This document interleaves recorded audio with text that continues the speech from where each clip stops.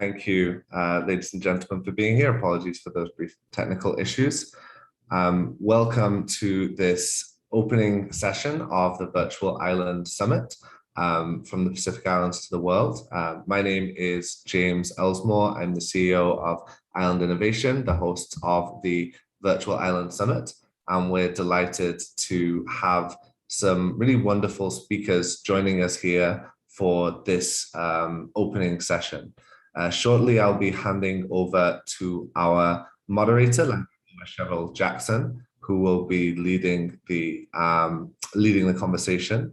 But before we go ahead with the opening plenary, I'd like to introduce a new announcement that we have as part of the Island Innovation program. We are launching the Island Innovation Awards, which are in partnership with the Clinton Global Initiative.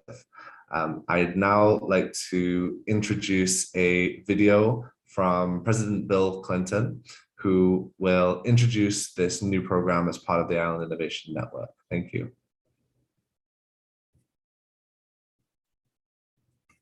It's part of its mission to help island communities create sustainable, resilient futures. The Clinton Global Initiative Action Network on Post-Disaster Recovery is proud to partner on the inaugural Island Innovation Awards, which will recognize individuals and organizations creating positive change for island communities around the world. Like CGI, Island Innovation helps drive sustainable development across island communities by sharing innovative projects and best practices. And as a longtime member of the CDI Action Network community, Island Innovation knows the value of building partnerships across government, the private sector, and community groups to make real lasting change. Around the world, the millions of people who live on islands are on the front lines of some of the great challenges of our time, especially as it relates to climate change and the increasingly extreme natural disasters. The goal of Island Innovation Awards is to elevate the voices, the work, and the ideas of talented individuals and organizations who are pioneering solutions to these challenges in their island communities so that the rest of the world can learn from them and replicate their projects. Individuals living across island communities will have the opportunity to apply for themselves or can nominate other individuals, governments, NGOs, or communities. There are 12 categories, including Future Island Leader, Women in Leadership, Sustainable Company of the Year, and COVID-19 Response Awards, just to name a few. I hope that you will consider either applying yourself or nominating someone doing impactful work in your community. And I look forward to seeing the efforts of this year's nominees and winners. Thanks and good luck.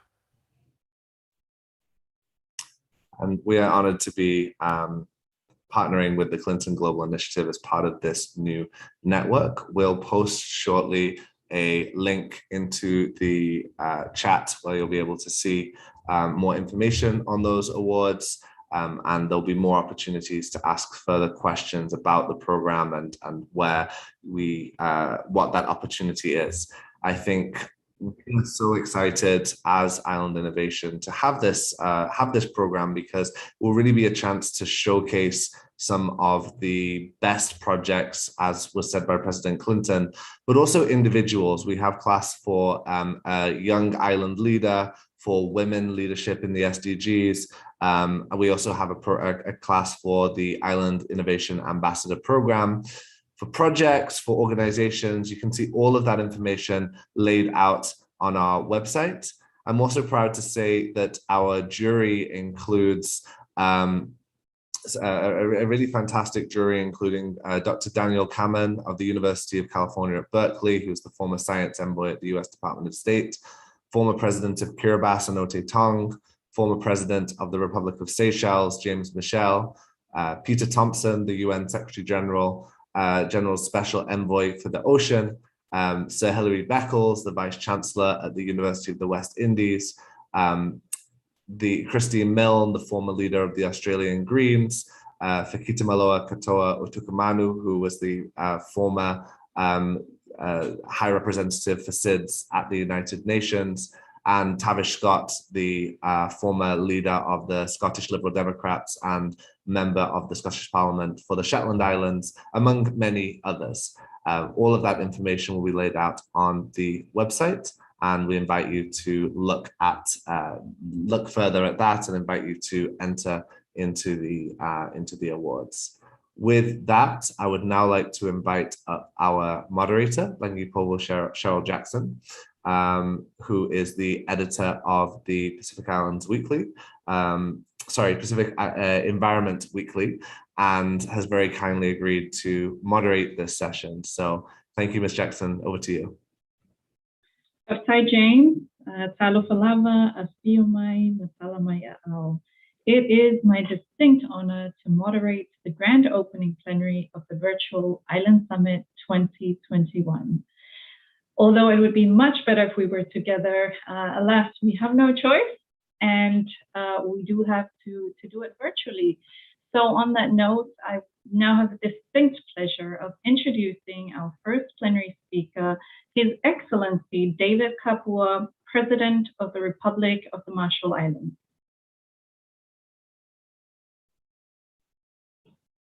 As they work through bringing him on. Your Excellency, welcome. Thank you. Excellencies, honorable ministers, distinguished heads of NGOs, corporation, businesses, and ladies and gentlemen. Yahweh and greetings from the Marshall Islands.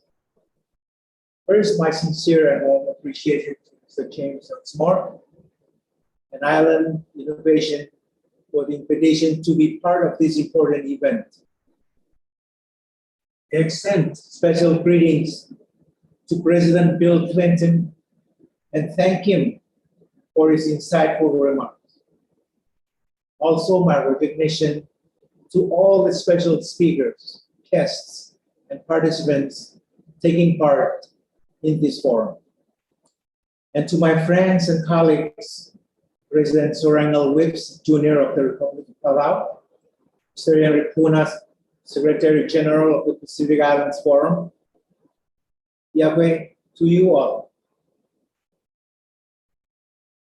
This virtual island summit is an ideal opportunity for leaders of island nations to share experiences and discuss solutions to the challenges we face, from the global threats of COVID-19 and climate change, and their impacts on the lives of our peoples and our economies. The effects of climate change and the threat posed by COVID-19 and its deadly variants, threatening our families and communities. The Marshall Islands, along with our neighboring Micronesian countries, are remotely situated and isolated. While this isolation makes transport and import very costly, this relative isolation helps in providing natural barrier to the introduction of COVID-19 into our island communities. The Marshall Islands have thus far been successful in maintaining its COVID-free status. Our borders remain closed, with the exception of air and sea transport of cargo and other essential supplies, such as food, fuel, medical equipment, and supplies. But of course, we make special arrangements for our banks to replenish their cash supplies. However, even with these exceptions, there are still stringent safety and health measures in place, such as no human contact and so forth. We are poised to complete the repatriation of our citizens, both within the region and beyond, when conditions permit. Our health officials continue to communicate with the CDC and other regional and international health organizations on updates with respect to vaccines and testing capabilities. In terms of our vaccination efforts, our health officials have now reached a 67% vaccination rate with both Moderna and Johnson & Johnson. The RMI will continue in this aspiration to ensure our maximum vaccination throughout our islands. We hope to achieve our nationwide herd immunity by December 2021. As part of our recovery efforts, the Republic of the Marshall Islands, with the support from our development partners, had initiated several pandemic relief programs to our communities, including distribution of essential farming tools and fishing gears throughout our neighboring islands. In addition, we have provided consumer loan deferment programs, unemployment assistance, and a private sector economic relief package. We have also begun vaccination of fishermen to our ports to ensure the health of fishing vessels so they can continue to operate in a safe manner.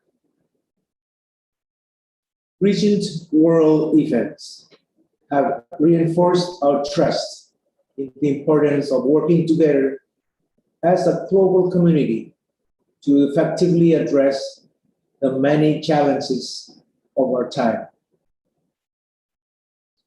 Although we may continue to encounter many uncertainties, the RMI will remain in its course to maintain the health and well-being of our citizens, and will continue to seek support to mitigate our financial, economical constraints.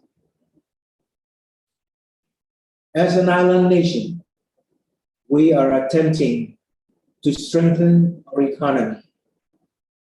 The effects of climate change and the problem of rising sea level continue to hinder our national aspirations for development.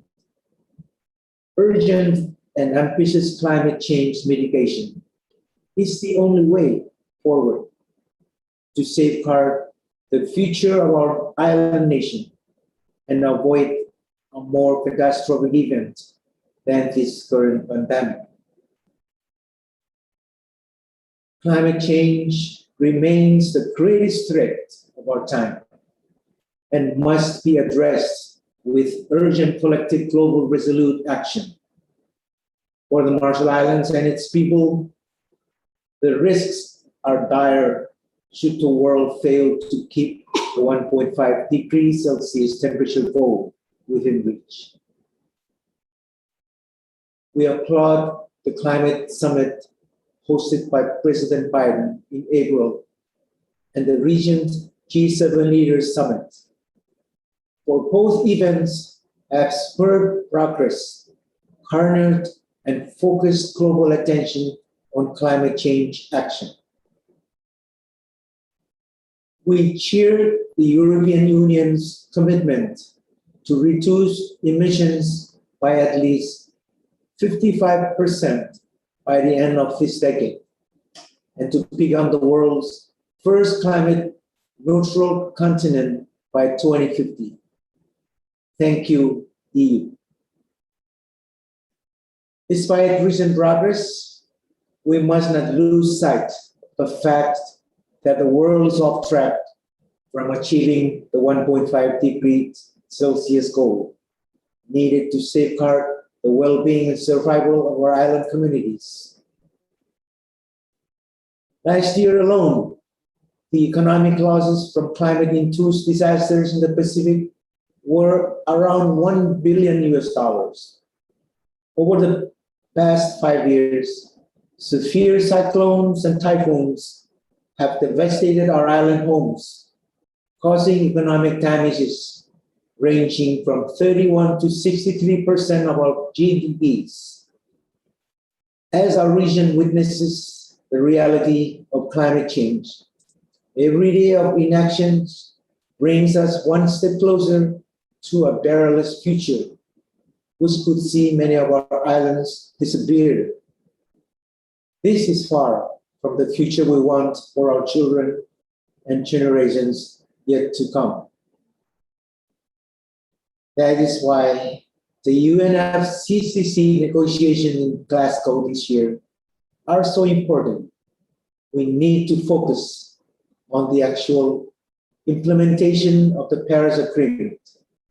Scaled up financing must be delivered in line with the $100 billion commitment, with greater support for adaptation. We need to see national determined contributions in line with the 1.5 degrees goal, with reaching carbon neutrality by 2050. Ladies and gentlemen, it is also important that the global community has a closer focus on the relationship between oceans and climate change. We are big ocean states. Oceans must be integrated into the UNFCCC process. The recognition of the ocean climate biodiversity nexus entails that the protection of one cannot be the expense of the other, and that progressive ambition is required. Sector-wide transformation are possible. We are pushing for stronger emissions action at the IMO through a carbon levy to fund research and help the most vulnerable. RMI alone, with many Pacific nations, enacted the bold declaration, the Kainaki Second Declaration, to put climate change at the forefront of collective security action. We have driven global advocacy on climate change and set ambitious, nationally determined contributions. We are committed to a collective efforts to ensure that as maritime zones are delineated in accordance with UNCLOS, they cannot be challenged or reduced as a result of sea level rise and climate change. The rising sea level is a natural phenomenon threatening all low-lying nations worldwide. This is a threat more catastrophic than this current pandemic. But we know that science has proven that limiting global warming to 1.5 degrees Celsius is the key to avoiding this catastrophe. And as a member of the Pacific region, vulnerable to the rising sea level, the RMI will not be idle. We will continue to take decisive actions, and we will join all efforts for a greenhouse gas transition to zero emissions by at least 2050. Excellencies, ladies and gentlemen, friends, RMI alone, with the nation's most vulnerable climate change, we seek your support in reaching out to developed countries who are major emitters to urgently commit to stronger climate targets and net zero emissions by 2050. Again, RMI wishes to express our appreciation to Island Innovation for this opportunity to be part of this event and to share our ideas and plea. We also wish to acknowledge all the distinguished speakers, guests, and everyone that has joined this very important summit. Thank you, and kumol dada.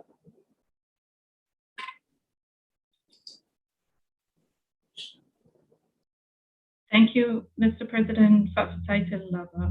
Your presentation was truly inspiring. And as we continue to face the adverse impact of climate change on our islands, voices like yours, born and brought up from our islands and having experienced first and worst the impact of climate change, are so valuable and important that we hear from you. So I thank you very much for being part of our esteemed panel today and welcome you to participate in the rest of the panel. We do appreciate the time you've taken to be here. So now moving on to our next panelist. Unfortunately, we're having some connection issues with Palau, but I now have my distinct pleasure to welcome His Excellency Henry Puna, the Secretary General of the Pacific Island Forum.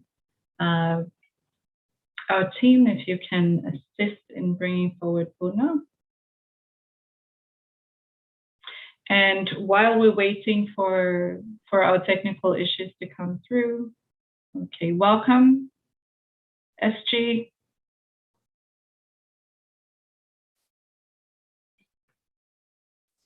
Thank you, moderator. His Excellency David Kabua, President of the Republic of the Marshall Islands. His Excellency Surangel Wibbs Jr., President of the Republic of Palau. Honorable Lord Goldsmith, UK Minister for Pacific and the Environment. The Honorable James Shaw, New Zealand Minister of Climate Change. Distinguished moderator, Ms. Langipoiva Cheryl Jackson. Distinguished speakers and guests, Excellencies, ladies and gentlemen. Warm greetings from the Blue Pacific region, and thank you for this opportunity to share with you what the Pacific Islands Forum is doing to respond to the climate change crisis and implement the Sustainable Development Goals to assure our future generations of a resilient future. The 2021 Sustainable Development Report by Cambridge University confirms that the COVID-19 pandemic has not only created a global health emergency, but also a sustainable development crisis.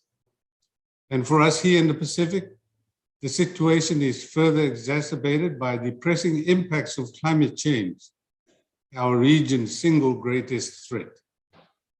In this context, my focus today would be on three key messages. One, our climate change reality in the Pacific. Two, our work as a region to combat the climate change crisis and implement sustainable development goals. And three, what we must see from governments and the global community within this decade if humanity is to secure our collective future. For the Pacific, climate change is our everyday lived reality. It is an existential threat for many of our island countries, affecting the core elements of Pacific people's well-being and livelihood.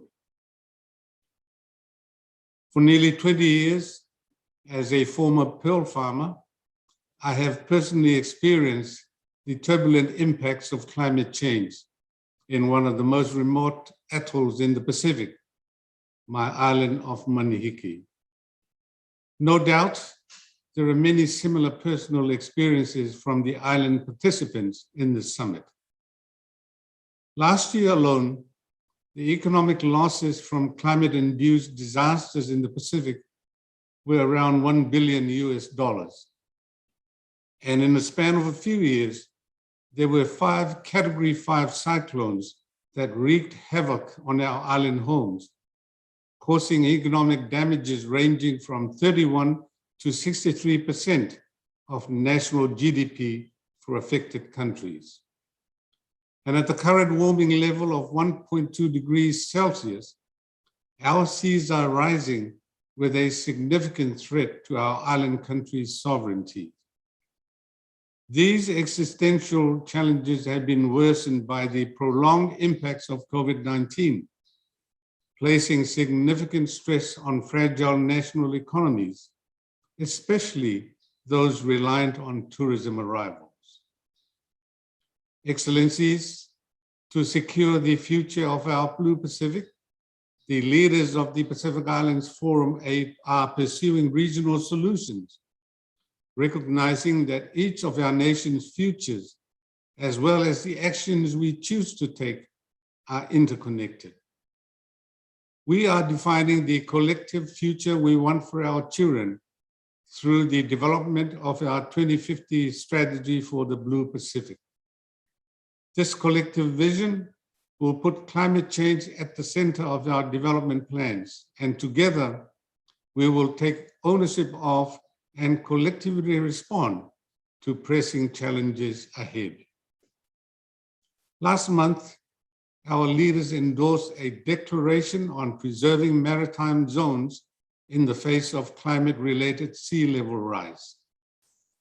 This is indeed a turning point, a significant development fundamental to our collective effort to influence international discourse and responses to the issue of climate-related sea level rise. To address the significant imbalance in global climate finance allocation to adaptation, we have launched an innovative and forward-looking Pacific Resilience Facility. This facility will provide small grants to build community resilience and adaptive capacity against climate and disaster risks. We know that every $1 spent on preparedness saves up to $7 of recovery costs. We know what can work in our context, and we know the Pacific Resilience Facility is our homegrown solution. We therefore invite donors and development partners to join us on this journey. Our leaders also recognize the importance of multi-stakeholder engagement towards resilience building through the Framework for Resilient Development in the Pacific and its complementary Pacific Resilience Partnership. While we continue to nurture these homegrown solutions, we also recognize the importance of preparing our countries well in advance of COP26 to meaningfully participate and influence a stronger outcome from the Glasgow meeting. We are working together to support COP26 political climate champions advance our region's priorities in the negotiations. So what do we want to see from governments and the global community? In short, urgent action and ambitious action. As confirmed by the latest IPCC report, the window to act to safeguard the future of our blue planet and avoid a more catastrophic event than this current pandemic is closing fast. This is indeed the defining decade for all of us to act now. To the global community, we want to see real and tangible commitment to upholding the goals of the Paris Agreement. The Paris Agreement is not just a political tool. It is a roadmap for our very survival. The rule book must be finalized at COP26.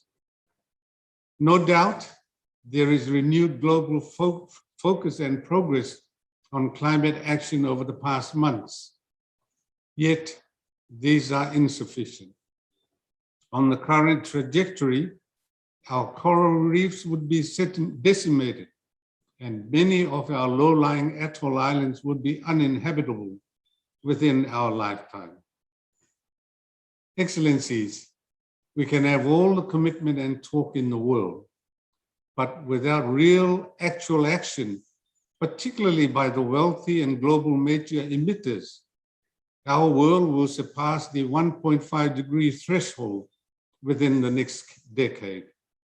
This is not the future we want for our children. In closing, we cannot understate the urgency of what we must achieve at COP26. It must deliver the required ambition, financing, and action towards a net zero carbon by 2050, a 1.5-degree future that will safeguard our children and our grandchildren. For us in the Pacific, climate change is not a debate. It is a matter of survival.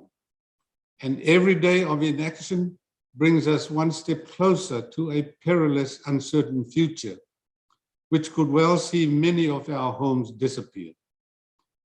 but we will not relent. We will not give up. We will do all that is possible to fight for our blue Pacific and for this one planet we all call home. I thank you.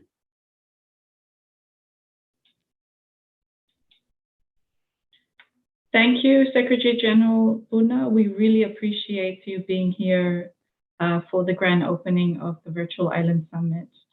I'd once again like to congratulate you on your appointment and also on the declaration, which is a game changer for Pacific Islands in ensuring that the sovereignties and what it entails for the Pacific is maintained in the face of climate change.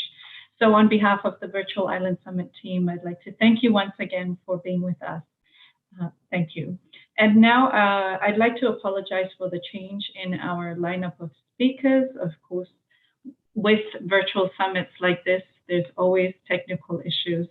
So I'd now like to have a distinct pleasure of introducing our next speaker, His Excellency Sorangal Whips Jr., the President of the Republic of Palau. Thank you, President. My apologies. And Ali, greetings from, I'm currently traveling and I apologize for the technical difficulties. But greetings, excellencies, distinguished leaders, honored guests, and everyone who is joining from around the world. Special thanks to President Clinton and my brothers, President Kabua, Secretary Puna. And I would like to also take this opportunity and thank James Ellsmore and all the organizers for providing this unique platform for island communities and key stakeholders to address the critical issues pertaining to the unprecedented global threats that have been exacerbated by the COVID-19 pandemic. Palau, like all small island developing states, has been faced with an exhilarating pace of global challenges. We have had to adapt through these environmental, health, and economic shocks and are barely staying afloat. And we are surviving through partnership and collaboration from the international community. We are all in this together, and only together can we forge the best pathways forward. With the support from our global allies, we shut down our borders, set up testing facilities, prepared our hospitals, equipped and trained our health workers, and underwent a national vaccination drive. These initiatives have kept our people safe and put Palau on a path to recovery. In January of this year, through partnership with the United States, we began our vaccination drive, and by July, we reached herd immunity where 83% of our total population was vaccinated. In February of this year, we began what we call a pandemic certification program and certified over 90% of our tourism-related businesses, and were able to open with care on April 1st to a Palau-Taiwan sterile corridor program, allowing travels between our two countries without quarantine restrictions. In May, we began regular flights to other countries for only vaccinated passengers. Palau has been fortunate to remain COVID-free up until August 20th of this year, until the first identification of 2 imported cases that were vaccinated. These cases were isolated and contained, and there has been no spread since that time. We have truly opened with care. With the progress thus far, and after careful consideration, Palau will host the 7th Our Oceans Conference on February 16th and 17th of 2022. And we look forward to seeing you all here in Palau, where we can bring together global partners and allies to reflect on the realities we face as small island nations and share the solutions on how we can protect our oceans and build a sustainable and prosperous future. There is an obvious unequal distribution of benefits and burdens, as well as an uneven field of global policymaking on sustainable ocean use. We must encourage and facilitate the fair sharing of the benefits of the ocean use and align our concerns for social equity with concerns of environmental sustainability. The growing negative impacts of sea level rise, displacement of communities, destruction of infrastructure, and the loss of historical and cultural resources, and the threats to food security require action. We must all work towards net zero in 2050. It's time climate financing is made accessible to local communities so that we can all develop and implement climate mitigation and climate adaptation strategies. In April of this year, we were hit with a third typhoon in 10 years. This is unprecedented. We all watched in fear of the possibility of losing our only hospital due to its location on the shoreline. It's no longer a matter of if, but a matter of when we will lose our only hospital. The typhoon destroyed millions in crops and aquaculture facilities, threatened our food security. Typhoons have been rare occurrences. Our homes were not built to survive these strong winds and waves. This last typhoon caused 20% of our homes to be damaged. And these three typhoons in the last decade have proven that our homes and infrastructure were not built to handle the threats of these typhoons as well. And thus, this has caused a huge negative impact on our citizens. As we pray for those in the south and eastern parts of the United States who have been recently inundated by intense weather impacts, we are also reminded that our islands of the world have been at the front line of the intensifying impacts of climate change for decades now. Four of the top most environmentally vulnerable countries in the world include Pacific small island developing states, namely Kiribati, the Republic of the Marshall Islands, Tuvalu, and the Federated States of Micronesia, all located within this region. The careless treatment of our planet's environment is increasingly felt by small island developing states. Despite the insignificant amount of emissions we produce, still, we maintain our commitment to serve as global leaders in ocean conservation and climate action. The intensifying climate change impacts that are displacing our people, devastating our communities, disrupting our cultural ways of life, require a collective response. At the upcoming UN General Assembly and at the end of this month and at COP26 in November, we must encourage cooperation and call to action among international communities and stakeholders to address climate adaptation and mitigation. We urgently need greater ease and accessibility of climate financing to offset the irreversible and glaring threats posed by climate change. Palau is a 400-mile-long thread of islands in the western tip of the Micronesian region of the Pacific. It is comprised of 350 islands. The islands vary in geological composition that include atolls as well as low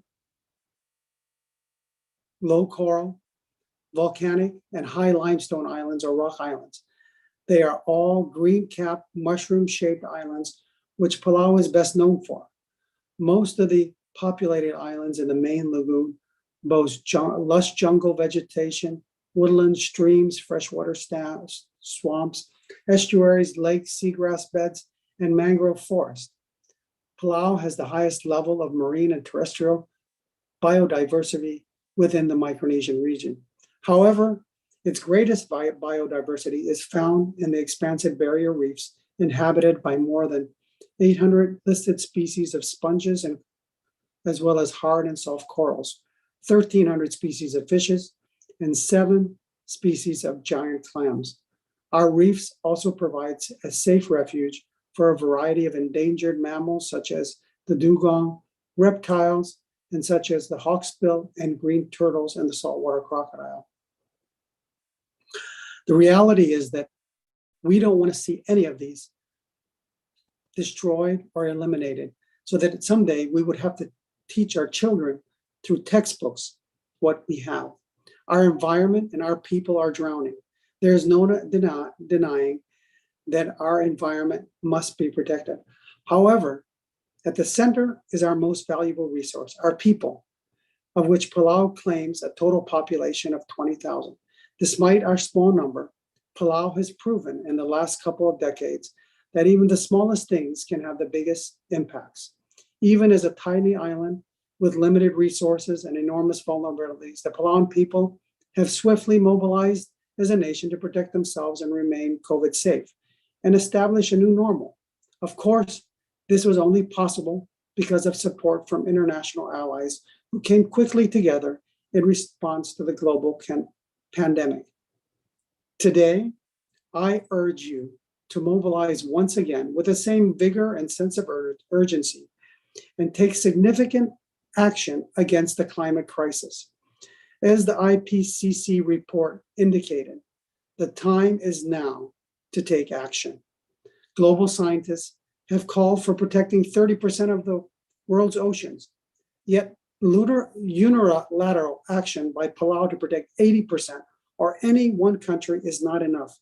Tunas, sharks, whales, turtles do not know where the one EEZ stops and another begins. We must coordinate with international partners to ensure that we have the financial and technical support necessary to effectively monitor and manage these vast protected areas without placing undue burden, especially on small island developing states. As SIDS, we are challenged by our dependence on few products and sectors due to the range of issues, including our limited participation in the global value chains. We need an infusion of new ideas, new energy, and new partnership with global seafood suppliers, retailers, restaurants, and food service companies, thus positioning us more strategically and equitably in the global $50 billion a year tuna supply chain. We must do more than be just rent collectors. Emerging models like the Pacific Island tuna, which positions us to own tuna from the time it hits our shores to the time it hits the retailers, show promise. It is critical that we develop businesses and infrastructure in a coordinated, complementary fashion that avoids in-region competition that has historically enabled the industry to play us off one another in a race to the economic bottom. In longline fisheries, independent observation on board activities has proven grossly inadequate. Illegal, unreported, and IUU fishing is in licensed fleets runs rampant. New tools like electronic monitoring create trust but verify opportunities for us to improve the economic and environmental performance of this fishery in partnership with industry. But we must move together to ensure that no country is penalized for demanding that vessels fishing in the waters fish legally and sustainably, and to ensure that these vessels cannot simply move to the high seas to fish with impunity. And in aquaculture, opportunities abound for coordination and collaboration, from spatial planning to identify the best locations for different operations, to hubs of knowledge, research, and expertise. Aquaculture shows real promise in creating new economic opportunity for our people, restoring our marine environment, and enhancing our food security. As we move to secure resilience of our marine assets, there is an opportunity for us to reinvigorate our land-based resilience efforts. Beyond reaching the 30% protection goals, invasive species threaten our basic food security, increase our disease burden, and degrade our environment. Novel management and eradication techniques offer the promise of effective interventions at a cost we can collectively afford. Working closely together, we can work with international partners to drive effective region-wide efforts harnessing these new strategies and ensuring that the monitoring mechanisms for comprehensive and sustainable management. Brothers and sisters from the islands and across the globe, we cannot be reactive. We must be proactive.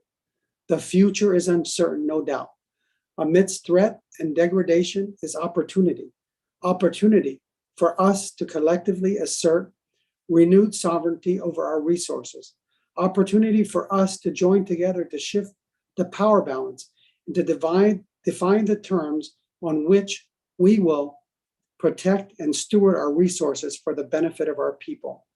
Opportunity for us to coordinate with international partners to harness new business and new ideas that protect our natural environment and deliver us a triple bottom line: food security, good health, and economic resilience. Together, as a global community, we have a chance in preserving our islands, our people, and our identities. Our goal should not just be to survive, but to thrive. Thank you.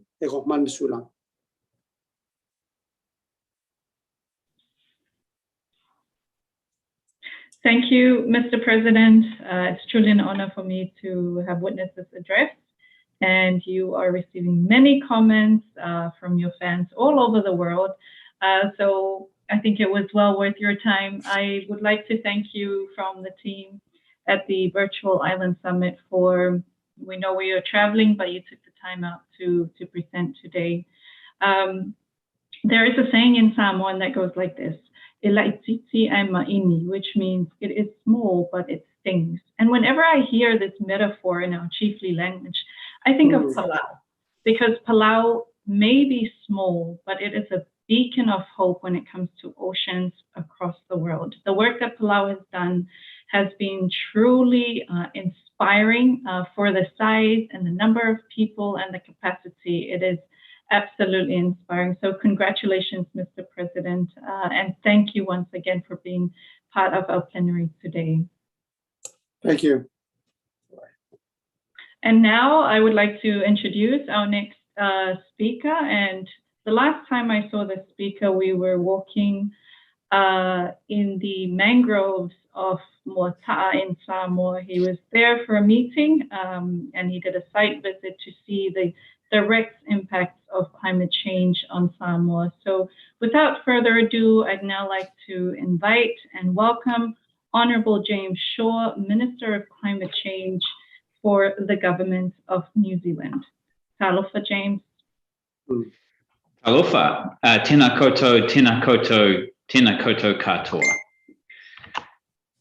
Look, thank you for the opportunity to join with you today to reaffirm New Zealand's commitment to working with all of you as part of our global community as we fight the greatest challenge of our time and perhaps of all time. A thriving, beautiful planet is that is better for what we did than when we had the chance. Clean, prosperous, and safe communities all over the Pacific and around the world. Before I start, I'd like to acknowledge the other speakers on the panel: His Excellency David Kabua, His Excellency Sorengel Whips Jr., Secretary General Henry Puna, lovely to see you again, and Lord Goldsmith. It is a great privilege to be with each of you, albeit over a screen rather than in person. And I do look forward to a time when we can get together to have these conversations in more depth. But for now, the fact that we are coming together from our offices in different parts of the world does not preclude our ability to reaffirm our common purpose to the shared challenges of sustainable economic development and the climate crisis. As you know all too well, aside from the immediate risks posed by the pandemic, these are perhaps two of the greatest long-term challenges that we face. My position and that of the New Zealand government is that both can and must be addressed together. Together in the sense of working as a community of nations to overcome our common challenges, but also in the sense of developing a coherent policy and legislative framework globally and domestically that tackles issues not in silos, but in cross-government action. New Zealand is supporting the incorporation of climate change information into all forms of government decision-making and planning. We're working with and supporting key regional agencies, particularly the Pacific Climate Change Centre, the Secretariat for the Pacific Regional Environment Programme, SPREP, and the Pacific community, as well as through our own Crown Research Institutes, to bring together existing data sets and systems to support a connected and usable platform of climate data, hazard and risk analysis to support decision-making. Now, to say that we find ourselves in unprecedented times is something of an understatement. It's been said so many times now that it has almost become white noise in the background of policy discussions that continue to take place in governments all over the world. But that said, it is real and it takes up vital policy-making resources and attention. I don't think any of us would disagree that the impact of climate change is the greatest development challenge that faces small island developing states. But right now, these nations are amongst those uniquely vulnerable to the health and economic impacts of the COVID-19 pandemic. And so it is critical that these nations have timely access to safe and effective COVID-19 vaccines in order to support tourism-dependent economies to recover. COVAX continues to play a vital role in ensuring that COVID-19 vaccines are distributed equitably worldwide, including to small island nations, and in promoting the dose sharing to accelerate access for vulnerable populations. Continued global support for COVAX is critical, and it's critical to enable our response to climate change.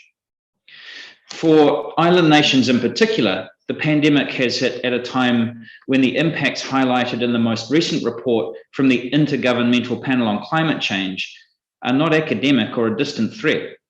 They're happening now. Rising sea levels, ocean acidification, and hugely disruptive weather patterns are just some of the consequences threatening Pacific people's livelihoods and ability to provide for their families. Events that had previously seemed unthinkable, even only a few years ago, are now happening at a pace and an intensity that we have never experienced before. And without action, the worst may be yet to come.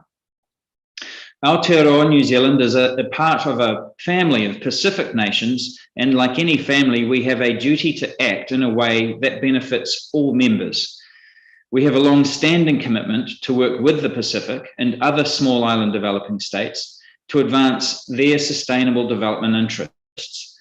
New Zealand is committed to the full implementation of the United Nations SIDS Accelerated Modalities of Action Pathway, or SAMOA for short, and to working in partnership with Pacific Island countries to advance their sustainable development. This includes working with the Pacific to advance shared priorities and to amplify the Pacific's voice on the global stage, and supporting the Pacific to respond to challenging issues such as the impact of sea level rise on maritime boundaries and climate-related migration. 2 years ago, we signed the Kainaki II Declaration on Climate Action Now, which declared a climate crisis for the Pacific. The declaration called on countries to work together to limit global temperature increases to 1.5 degrees, meet the US $100 billion climate finance goal, and improve access to climate finance for the Pacific. We have made some progress, at least on all three of these areas. New Zealand was one of the first countries in the world to put the 1.5 degrees global warming threshold into our primary legislation. We're also delivering scaled up financial support, including a near doubling of the climate finance commitment that Prime Minister Jacinda Ardern made in 2018. That commitment was to deliver at least $300 million to be delivered over 4 years from 2019. We have now more than $500 million committed, which is primarily through the New Zealand Aid Program through grant-based finance. A $150 million Pacific and adaptation-focused climate change program is supplemented by significant climate change-related activity across the broader aid program. At least 2/3 of our climate finance is targeted at the Pacific, and at least 50% for adaptation activities, aligned with the Pacific's expressed priorities. This adaptation component is crucial. One of the more discomforting conclusions of the IPCC's recent report is that some of these climate impacts may now be unavoidable. The inertia in the climate system is such that What we are experiencing today has been driven by greenhouse gases emitted decades ago. These greenhouse gases hang around in the atmosphere, trapping heat for decades after they are released. In other words, even if we stopped emitting entirely tomorrow, the climate would continue to change. In recognition of this, New Zealand has started contributing to the Pacific Insurance and Climate Adaptation Program. Launched in January 2021, the program will improve the financial preparedness of Pacific households, communities, and small businesses for the impacts of climate change and natural hazards by implementing market-based disaster risk finance instruments like insurance. When it comes to dealing with the unavoidable impacts of climate change, the narrower economic bases of many island nations make them more vulnerable. Natural disasters and other external shocks can threaten to wipe out past development gains.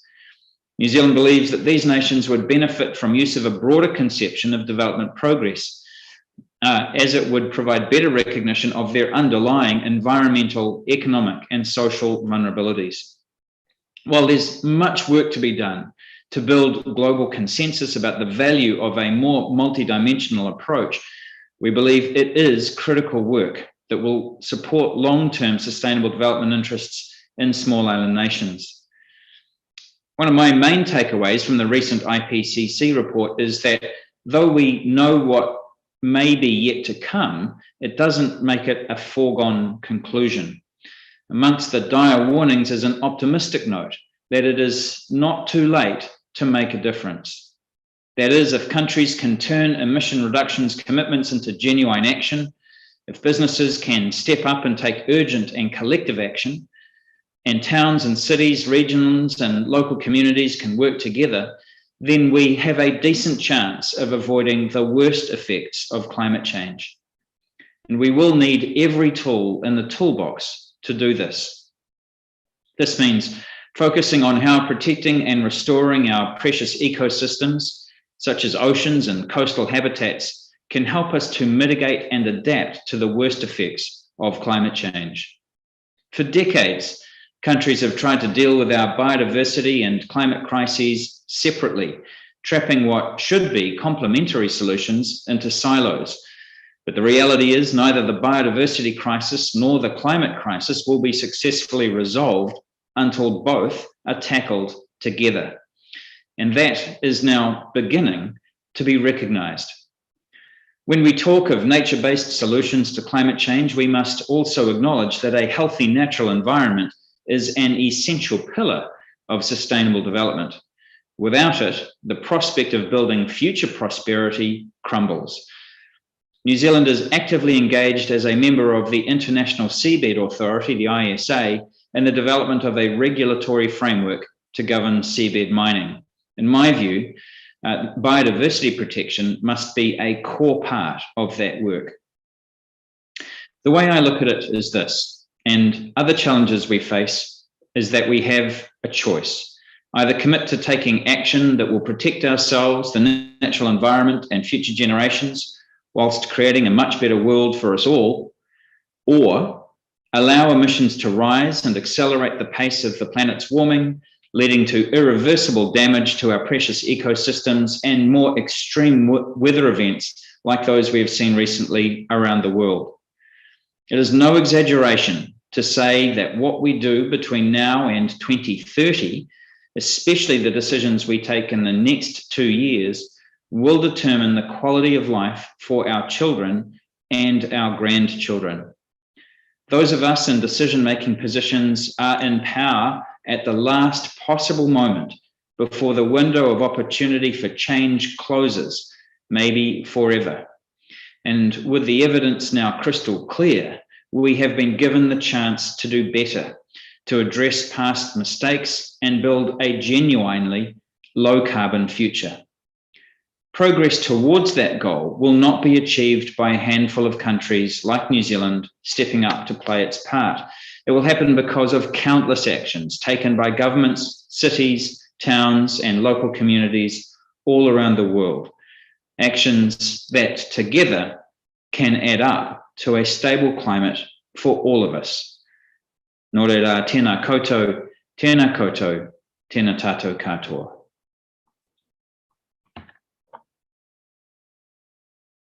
Thank you, Minister. Thank you, Minister Shaw. It's such a great pleasure for us to have you as part of this panel. We know that New Zealand is in lockdown, so I'm sure this was a mission for you to get to your office safely and to be home. So we do acknowledge the fact that you took part and also imparting your knowledge and the work that you've been doing in New Zealand, as well as New Zealand's effort to really lift the game in the Pacific and your responsibility as our big brother, so to speak, or big sister in the Pacific. So thank you once again, Minister Shaw. We really appreciate your time today.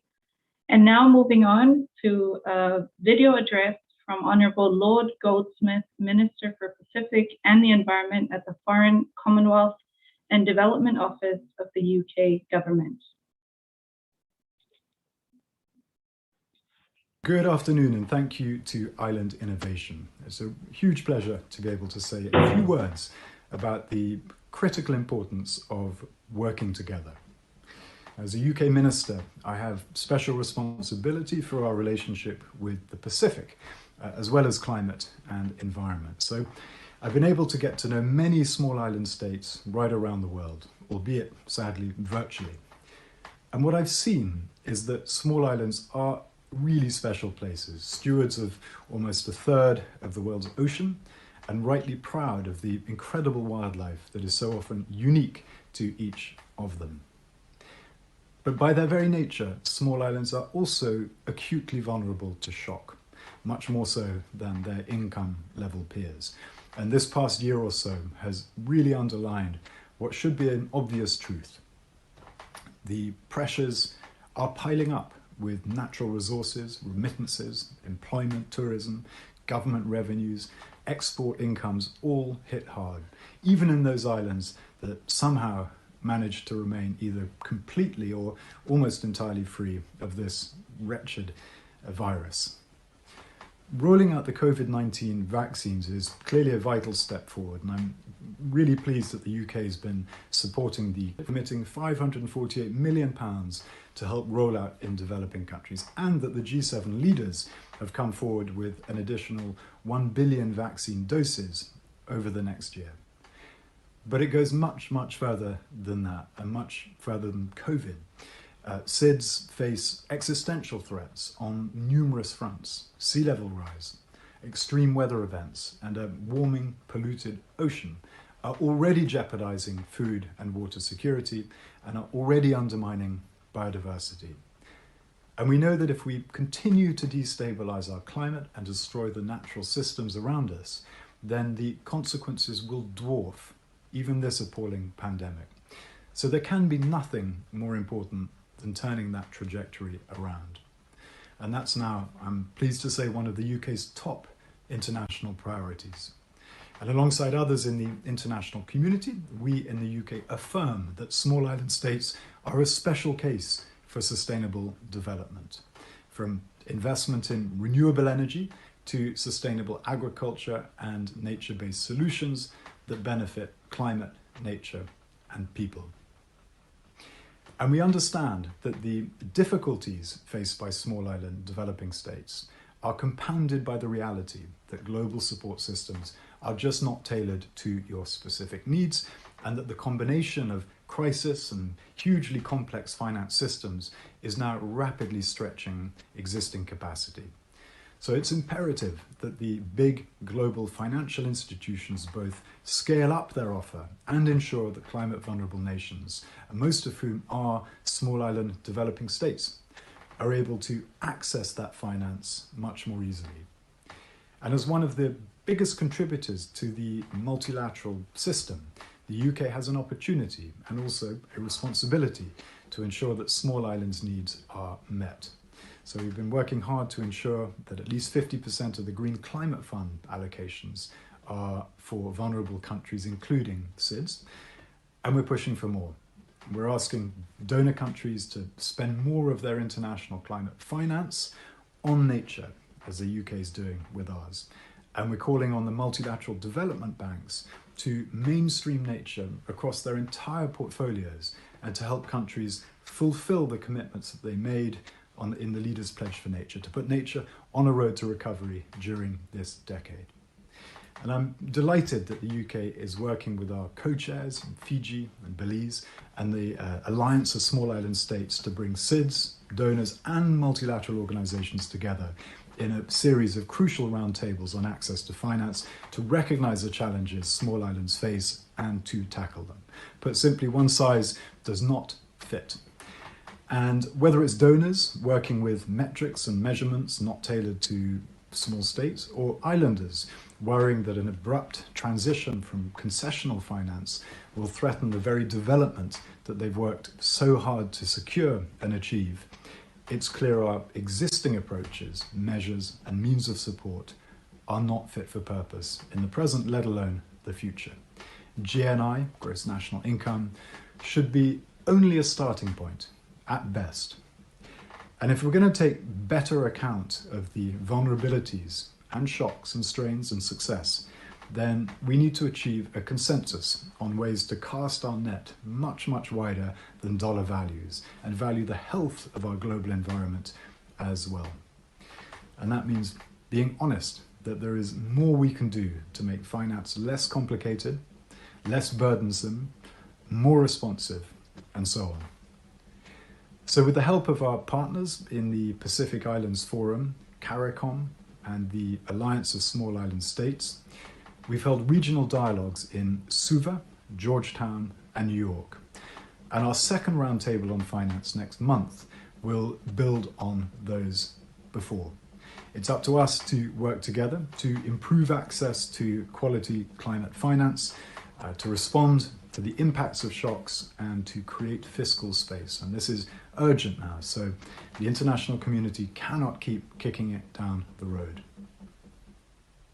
Lastly, I just want to say that the voice of small islands in the global climate talks in Glasgow couldn't be more important for all of us. You contribute so little to the problem, you're world leaders in the solutions, and you have tremendous moral authority when you speak, calling on the big polluters to take action to help keep the world within 1.5 degrees, and urging the biggest donors to provide at least $100 billion of support to help developing countries become more resilient to the impacts of climate change as well. As COP26 presidency, we have a special obligation to ensure that your voices are amplified. And I know that Alok Sharma is absolutely committed to that, as am I. The UK will continue to step up, and we look forward to continuing to work with all of you in the months and years ahead to secure the future of small island states everywhere. Thank you so much.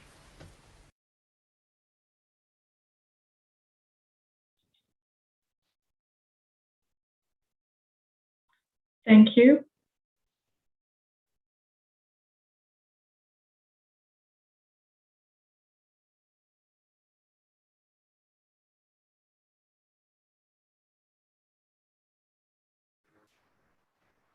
Back over to you, Langi, to wrap up.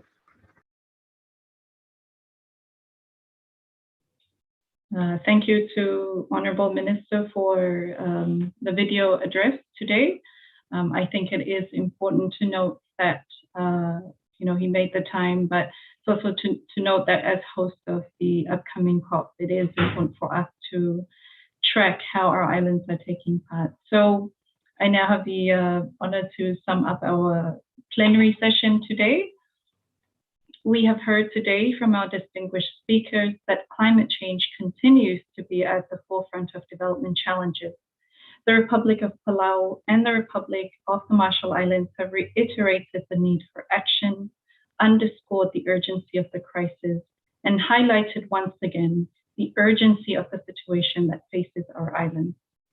President Kapua urged for the strengthened focus on relationship between oceans and climate change, noting that we in the Pacific are big ocean states. President Whipps highlighted the inequities of the climate crisis and his country's efforts at the national, regional, and global scale to minimize the impact and anticipate future threats. Although they continue to be proactive, they do urge the global community to join and act now on the climate crisis. Secretary General Henry Puna of the Pacific Island Forum highlighted the work of the forum to ensure a safer and secure future for the Pacific through collective action. He also highlighted the Declaration to Secure Maritime Boundaries for the Pacific. Minister James Shore of the Government of New Zealand reiterated New Zealand's duty to act and its long-standing relationship with the Pacific and his government's financial assistance to the Pacific towards climate action, including towards climate insurance. In summary, as our islands continue to ensure that our people are safe from COVID, the climate crisis continues to be the main challenge for the people of the Pacific. And therefore, as our esteemed panelists called for today, urgent action is needed.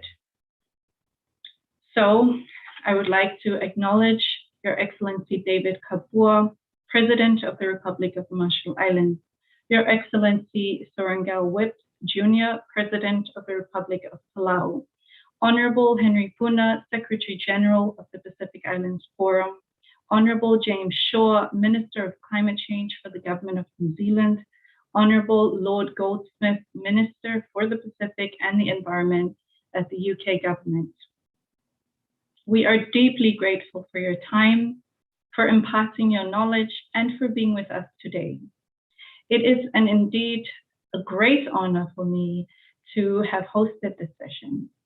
Aveia leo e whai masui o le mātou whaalapotonga e molia twaise whaatai te lelava. On behalf of James Elsmore and the team at the Virtual Island Summit, I once again thank you so much for your time, and thank you, our audience, for taking part in our discussion. No doubt you will find more exciting and even more interesting sessions throughout the week and throughout our conference. So once again, thank you so much to our esteemed panelists, and thank you to our online community for taking part. Whaatai.